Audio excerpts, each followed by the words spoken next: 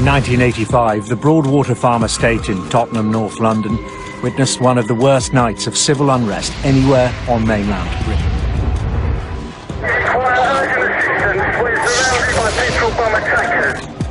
A result of the simmering tensions between mostly black youths and members of the Metropolitan Police, anger and frustration boiled over in an outbreak of violence on the night of the 6th of October.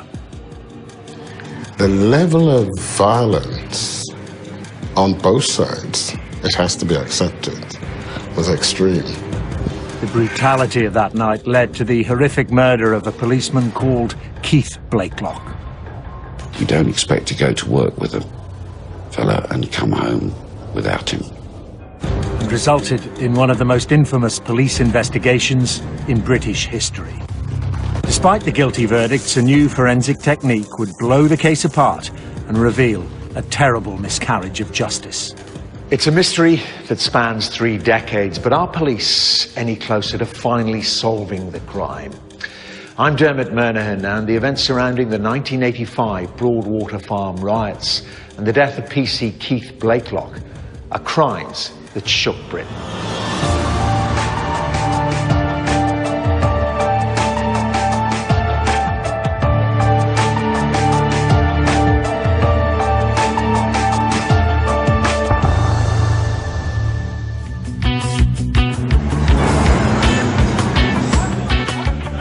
By 1985, the deep recession of the early 80s was over, but there was a long-term relative deprivation of people who deserve more.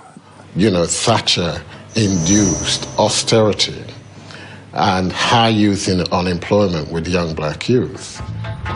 In the early 1980s, almost a third of British people were living in social housing. Broadwater Farm was supposedly going to be this wonderful architect's dream of a new type of community which would be unusually green, although it also had high-rise flats. Very rapidly, this dream was shown to be somewhat misplaced. The high-density project, built to house 4,000 people in Tottenham, North London, was constructed over a marsh which quickly led to huge maintenance issues. With little funding to make repairs, it soon became an undesirable place to live. And with a large number of residents being unemployed, for some, boredom led to trouble. Quite soon it developed a relationship for high crime rates, open sales of drugs. It was a place full of kind of nooks and crannies, a sort of warren of car parking spaces underneath, which were perfect hiding places that made it dangerous to patrol for the police. The way it was built with all these walkways, it was a maze, in particular on Tangemere Block on the estate, where there was this mezzanine floor where certain shops were located. Local young black men, and some not so young, came to regard it as their zone. And it was easy for them to control it because of the very construction of the place. And that in itself was galling to the police. The policing of the estate was, for a long time, almost militaristic in style. So the community, instead of being seen as allies in struggles against criminality, were seen as enemies, as the other. And the infamous sus law, which allowed the police to stop and search people supposedly on suspicion, often led to people being criminalised when actually they had not been guilty of any sort of recognisably criminal activity at all. All but abandoned by the local authority, black residents created a new social hub called the Youth Association on Tangemere, where they worked hard to improve the estate's facilities and also their relationship with the police. There was an intention to institute a form of community policing. The trouble is that what people actually witnessed in relation to the police were heavy-handed raids, special patrol group vans crashing in, and the community policing, which was talked about in theory, was not really manifested in practice. It makes the job of the good cops more difficult, and it leaves the community thinking that they are being targeted. the people on the estate, they're convinced that the police behaviour towards them is unacceptable. With the harassment persisting and tensions at near breaking point, the group began forming a voice, publicly airing their frustrations against the Metropolitan Police. It also had this political role. It became a focus for anger and discontent, and people who had, started off playing table tennis became, as it were, spokespeople for the younger members of the community. The discontent on Broadwater Farm was also reflected on a much wider scale, with an outpouring of violence across the streets of Britain in the early autumn of 1985. Firstly, during explosive clashes in Handsworth in Birmingham, and then in Brixton in London. On the 28th of September, armed police mistakenly shot and paralysed a mother called Dorothy Gross in her own home. The incident sparked 2 days of violent unrest on Brixton High Street. I was there on the night of the Brixton riot, and it was extremely scary. One reporter was killed when a breeze block was dropped on his head.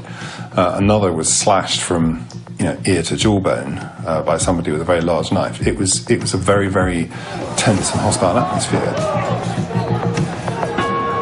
Only 1 week later, on the 5th of October, another confrontation would set in motion a devastating chain of events. Suspicious that he was driving a stolen car, police officers arrested 24-year-old Tottenham resident Floyd Jarrett. During the arrest, Floyd was also accused of assaulting an officer before being taken into custody. Detectives then decided to search the home of his mother, Cynthia Jarrett, a well-liked local woman. Entering her home without warning, police pushed past Cynthia and she fell to the ground. Tragically, she suffered a heart attack and passed away shortly afterwards. Her family called for the officers involved to be suspended, but no action was taken. Floyd Jarrett's arrest, well, it was an example not just of what happened on the farm. It happened all over London. It was the consequence of insensitive, prejudiced policing. The search of Cynthia Jarrett's house had been unlawful. The police should not have been in it. They had no search warrant. And a woman had died. And yet, the leaders of the Metropolitan Police, both at Scotland Yard and locally, did nothing. A jury ruled an accidental death, that Mrs. Jarrett had indeed been pushed to the ground, but it was not a deliberate act. All charges against Floyd Jarrett were later dropped in court. No charges were ever filed against any police officer. This was not just a spark, but a flamethrower aimed at a powder keg. As news of Cynthia's death spread, members of the community demanded answers from the police officers involved and vented their frustrations outside Tottenham Police Station, exacerbating the tensions in the area.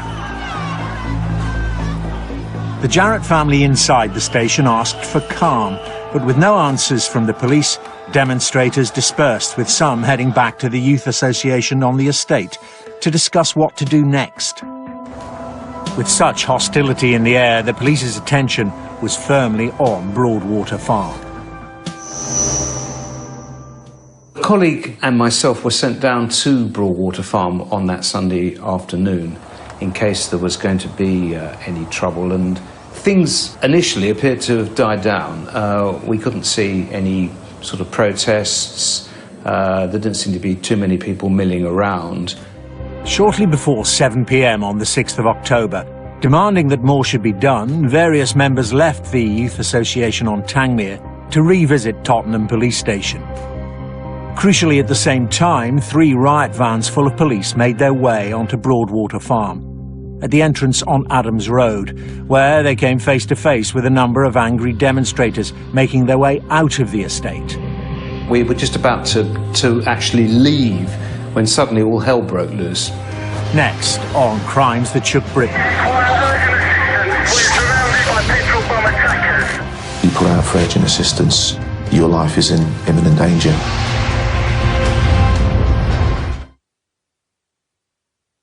During the early 1980s, harassment faced by black youths from some members of the police force caused social unrest, escalating into violent clashes across the country. On the Broadwater Farm estate in Tottenham in North London, police involvement and lack of accountability in the death of a well-respected black woman caused outrage and demonstrations in the community, spilling over into some of the most violent rioting the country had experienced. For some, this would be a night they'd never forget. We were a group of officers, myself not long out of training school, and some more experienced officers who worked at Muswell Hill. A sergeant and 10 policemen of varying experience were pulled together to form Serial 502, including PC Stephen Martin, PC Richard Coombs and PC Keith Blakelock. He was very proud of his family, and he would talk about his 3 boys a lot. So, you know, he was an ideal community police officer. At this point, we were in the canteen at Wood Green. The radio came to life.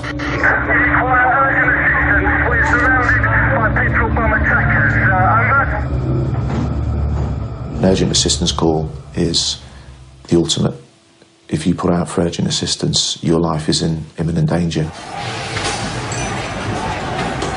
By now, a crowd of 300 rioters had gathered on the Broadwater Farm estate to battle police, setting fire to cars, throwing petrol bombs and bricks from the estate's overhead walkways.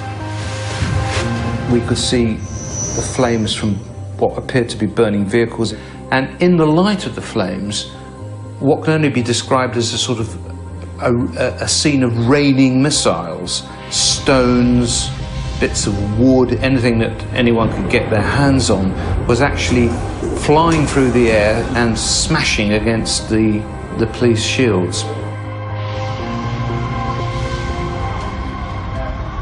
Before we knew it, we were all being issued with fire retardant overalls. Keith said to me, "Take your jacket off, because you'll be so hot it'll be unbearable." I clearly remember that, because it's probably the last time I ever spoke to him. Serial 502 was sent down to Mount Pleasant Road alongside the estate, where the ferocity of the riot was at its height. But it was a very, very hairy scene. One of the rioters had let off a shotgun in the direction of the police lines, and I was hit. But when I got to the ambulance, I think I was the first person in there.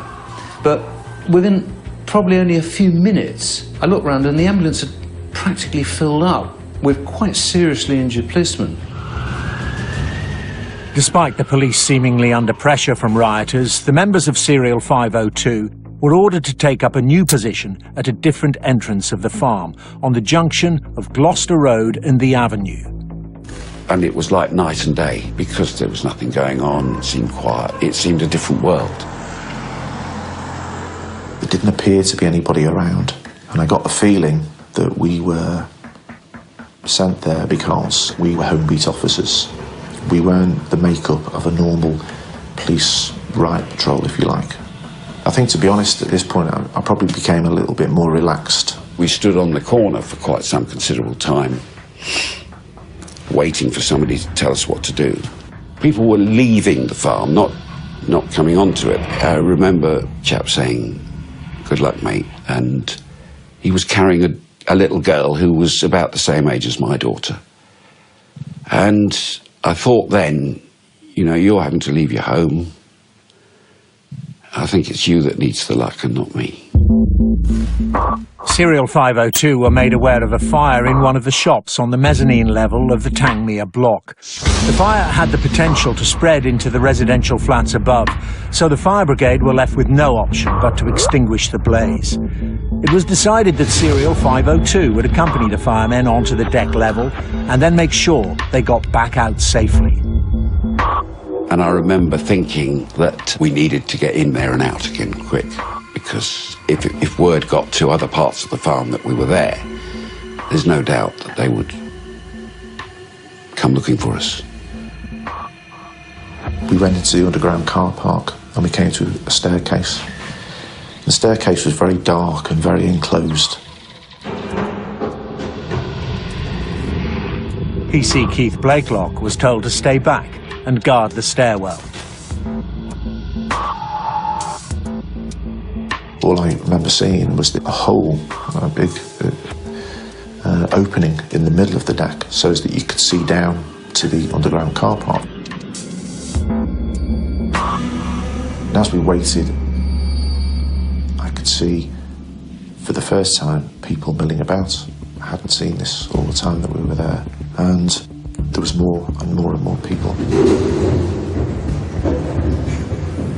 But directly in front of us, at the end of that landing, there was a doorway, and all of a sudden, some people appeared. I know people say this happens, and you always think, oh yeah.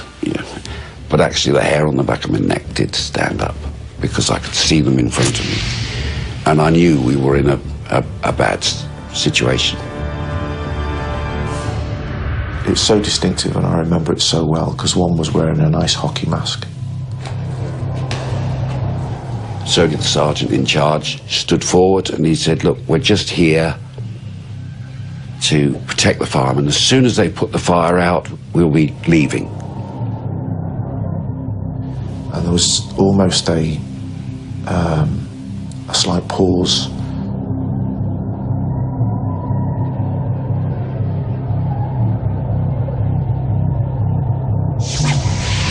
And then somebody shouted, kill the pigs. All of a sudden, they just stormed through this door and started running towards us. It literally switched in a second to this height of noise and everything happening around us.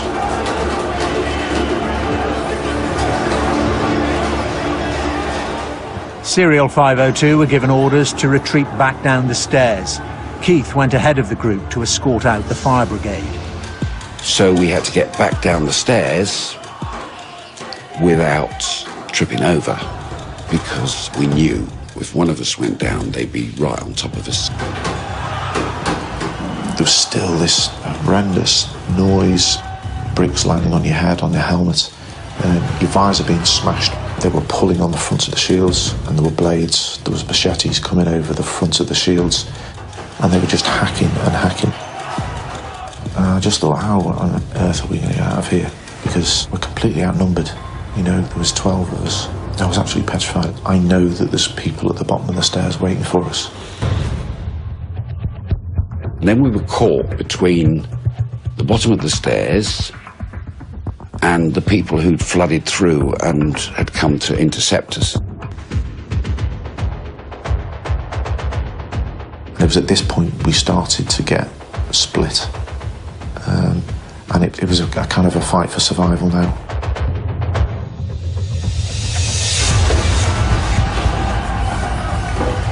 I remember looking and thinking, well, how are we going to get from here to there in one piece?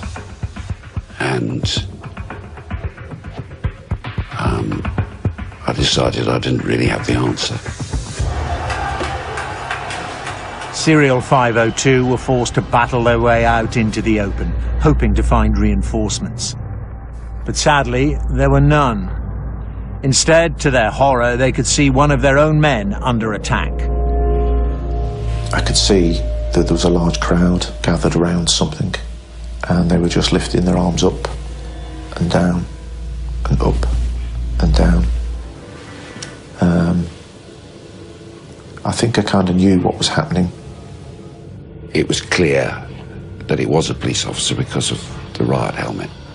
And there were a lot of people around him who appeared to be like, almost like vultures pecking at this person. And I kind of froze for a minute. All of a sudden, I was down on the floor like a sack of spuds.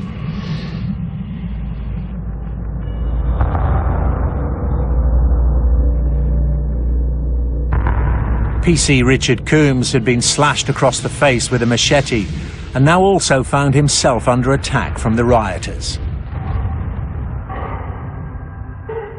They were stabbing me and they were kicking and all the rest. rest of it, and beating me. And Mike Shepherd fell over me, pulled his shield up to protect us both. And if he hadn't done that, I would be dead. There was no two ways about it. I kept on saying to myself, don't fall over, don't fall over, because I knew what I'd seen was a fallen police officer, and I knew what was happening to him. And I just thought, if I fall over, I'm going to die. There's no question about that. Richard Coombs, Steve Martin and Keith Blakelock were pulled away from the scene by members of the serial and fire officers. 40-year-old Home Beat officer Keith Blakelock died en route to North Middlesex Hospital. During the barbaric attack, he suffered 43 knife wounds, including one that ran from his mouth to his ear. And when he was pulled from the scene, he still had a 6-inch blade sticking out from his neck. We were just a bunch of guys that went to work, really, that day, and everything went wrong. And Keith, you know, he's probably waved goodbye to his family, and they've never seen him again. And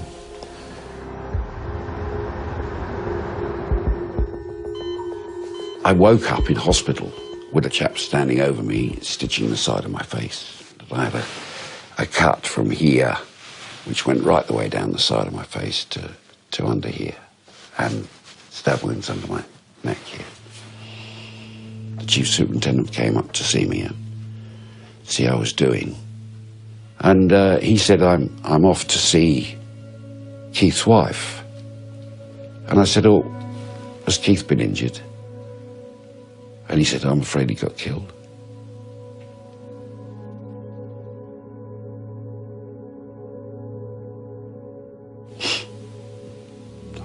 I just didn't believe it. I couldn't really take it in.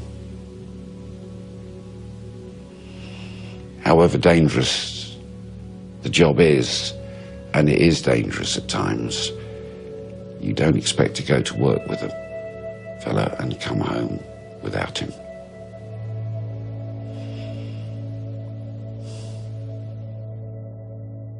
Coming up on Crimes That Shook Britain, how the huge pressure to find PC Blakelock's killers would lead to the use of dangerous investigative tactics. When the lid blew off, they expected him to be involved. And that's where this whole investigation began to go wrong.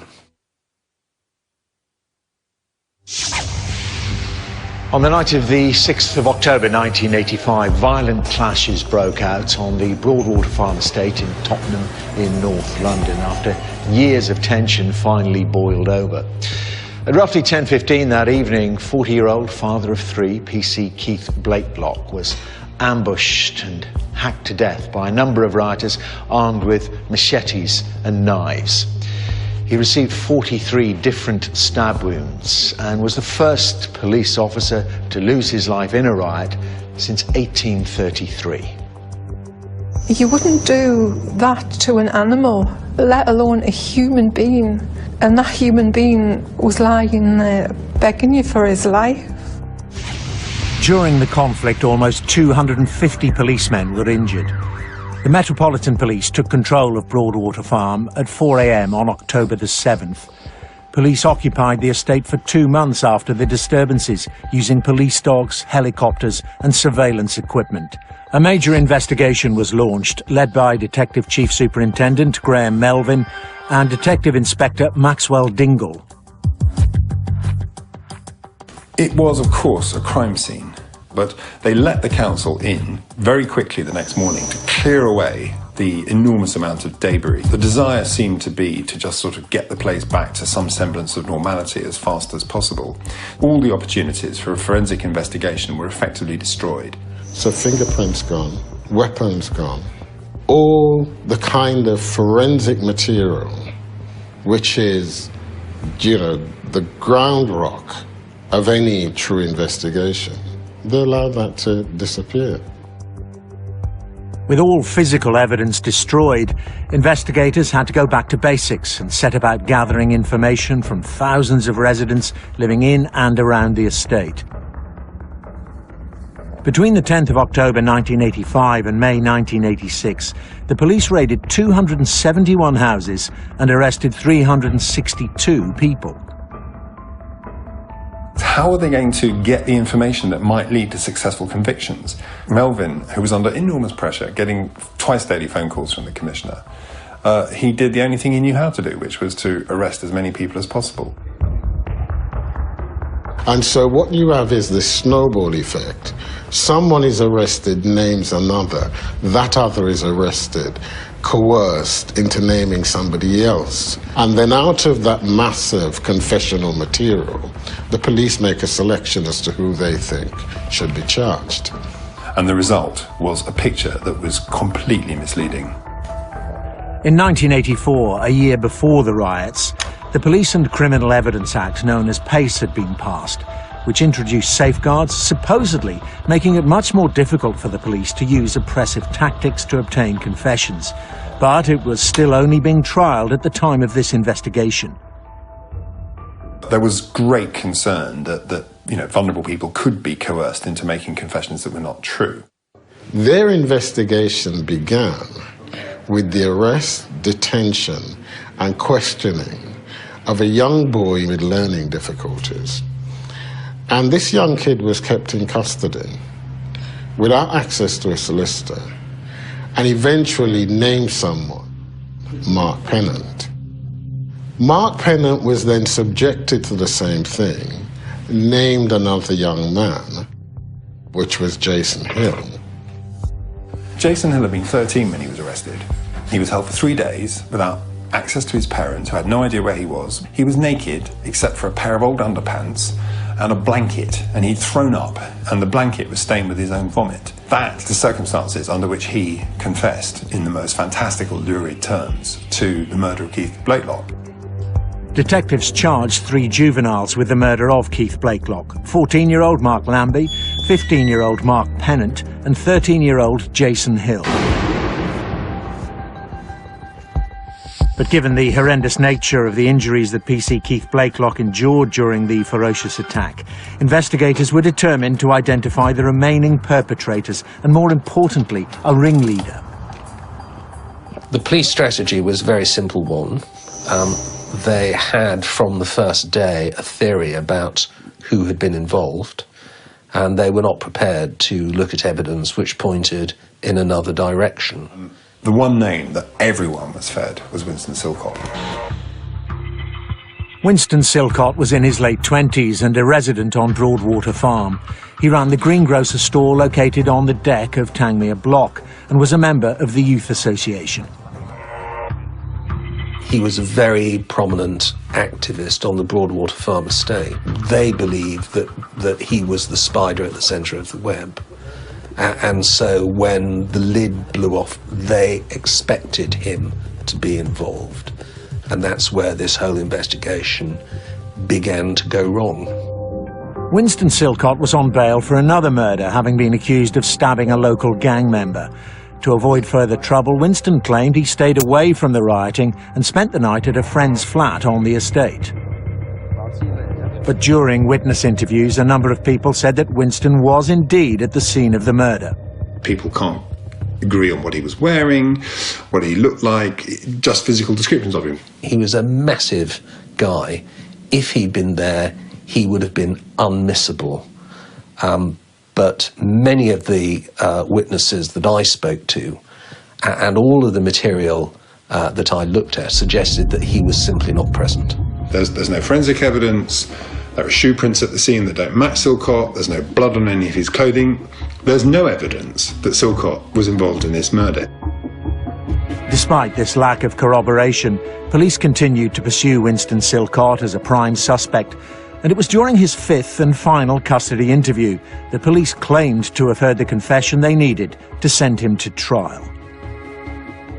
Silcott had refused to answer questions during his first 4 interviews.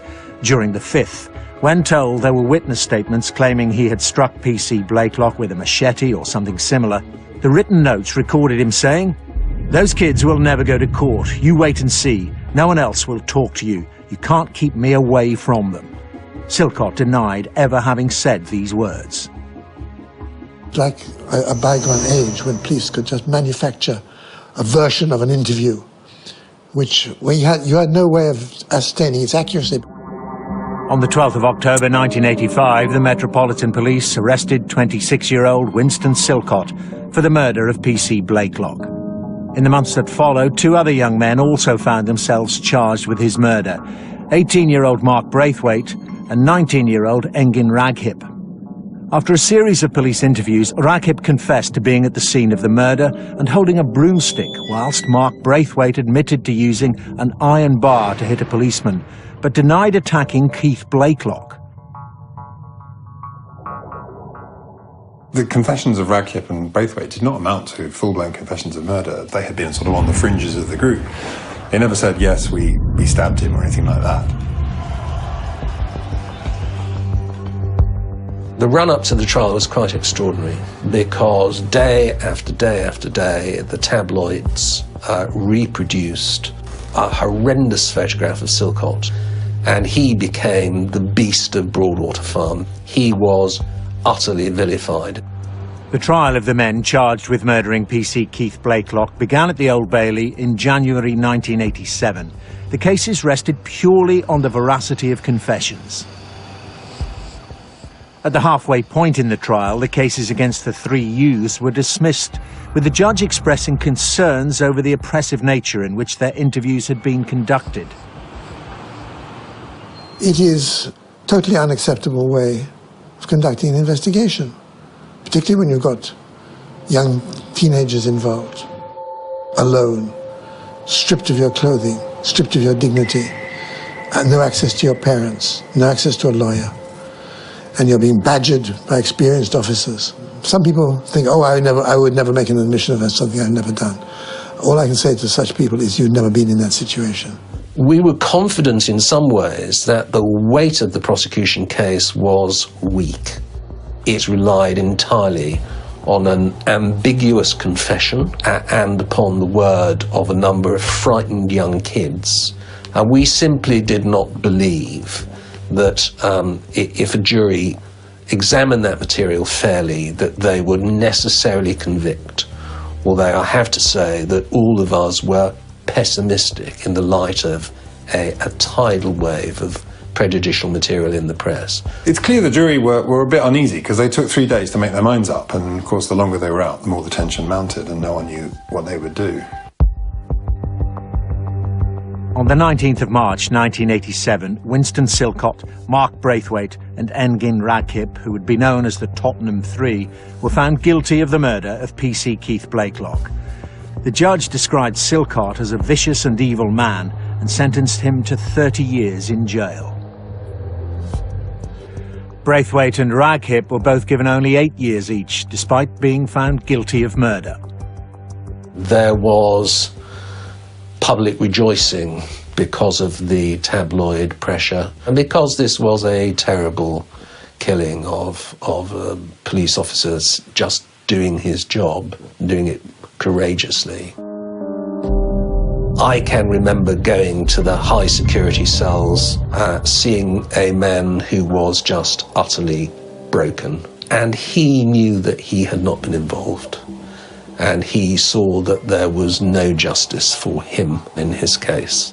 Coming up on Crimes That Shook Britain. Scientific examination proved beyond argument the confession had been written after the interviews had ended and had been inserted, and the 3 original pages had been destroyed.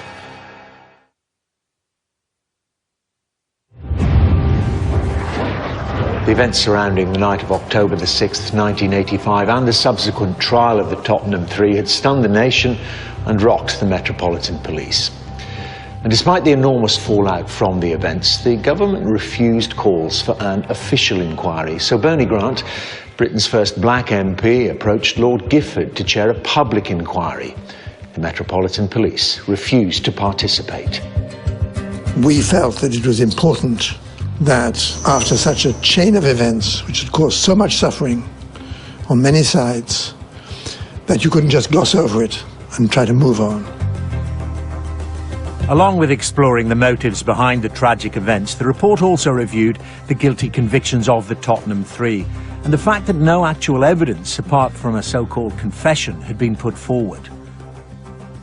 The report concluded there'd been a terrible miscarriage of justice.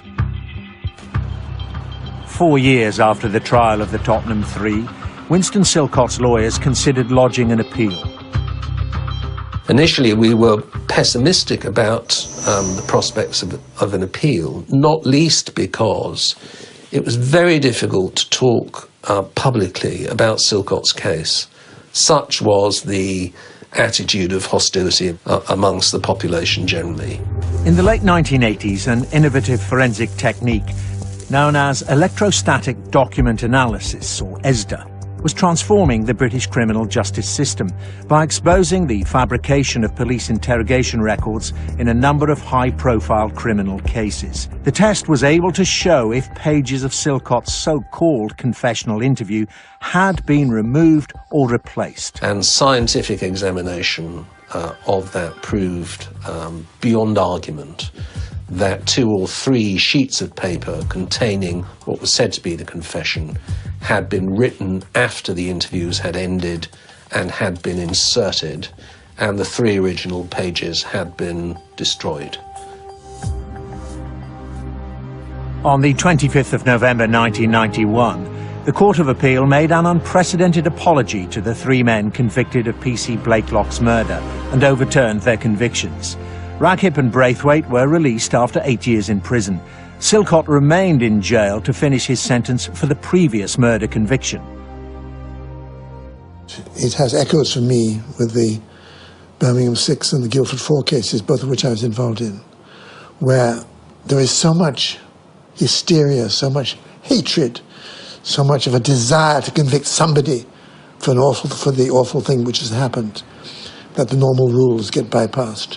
When the Broadwater Farm incident happened, it was like a dragnet to get rid of those sort of people who they saw as a threat, and I just happened to be one of them. The real tragedy of the case is that finding those who actually killed Keith Blakelock was put back.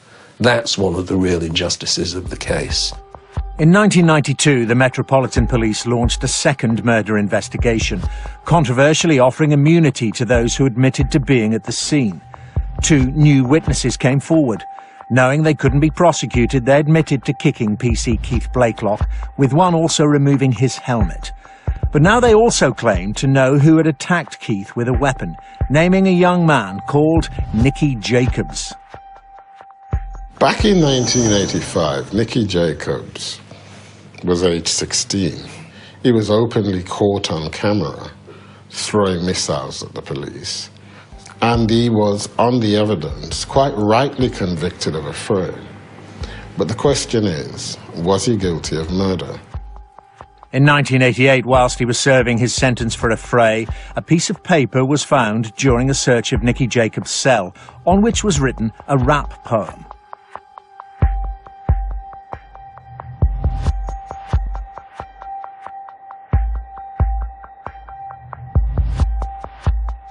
The rap poem was seen as something of a confession, and along with the information given by the new witnesses, investigators now hope to bring a murder charge against Nicky Jacobs.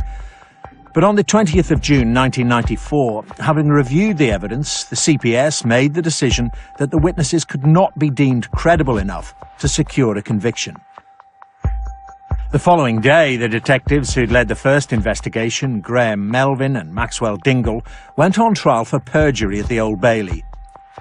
Both were found not guilty. I've no doubt at all that the jury would have been extremely concerned about the evidence in the case, but the juries find it extraordinarily difficult to convict police officers in cases such as this. 16 years later, in 2010, it was announced that 14 men were arrested on suspicion of the murder of PC Keith Blakelock. During the course of their investigations, police had re-examined 10,000 witness statements and carried out forensic testing not available in 1985 on Keith's riot uniform and weapons associated with the rioting. Sadly, nothing of use was discovered.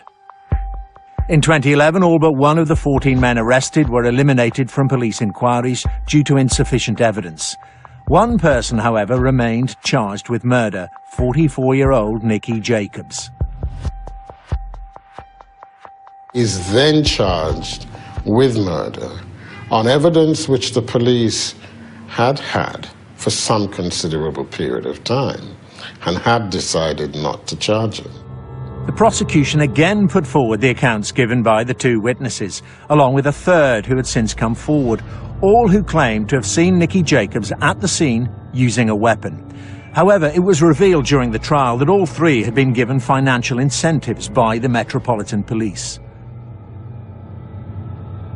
Our system of criminal justice is based on the premise that witnesses who come forward to give evidence are firstly witnesses of truth, and that their motivation is totally blameless. Now, as soon as you start paying a witness, how are you ever, in heaven's name, going to rely on a word that person says? The jury took just 6 hours to decide the evidence was unreliable. Nicky Jacobs was found not guilty on all charges by a 10-2 verdict. There are no forensics from the scene of that crime that have helped us. There is no CCTV. And of course, in the middle of a riot, you don't find ordinary law-abiding members of the public to act as witnesses. If you're the family of PC Blakelock, you want justice. And they were being promised in 2014 at last they were going to get justice, or at least some part of it. It's the CPS who must bear the heaviest part of this blame. Fortunately, you know, for Keith's family, it must be so difficult for them. I can't even begin to understand what it must be like. I really can't. None of us will ever give up, no matter what, you know, none of us will give up.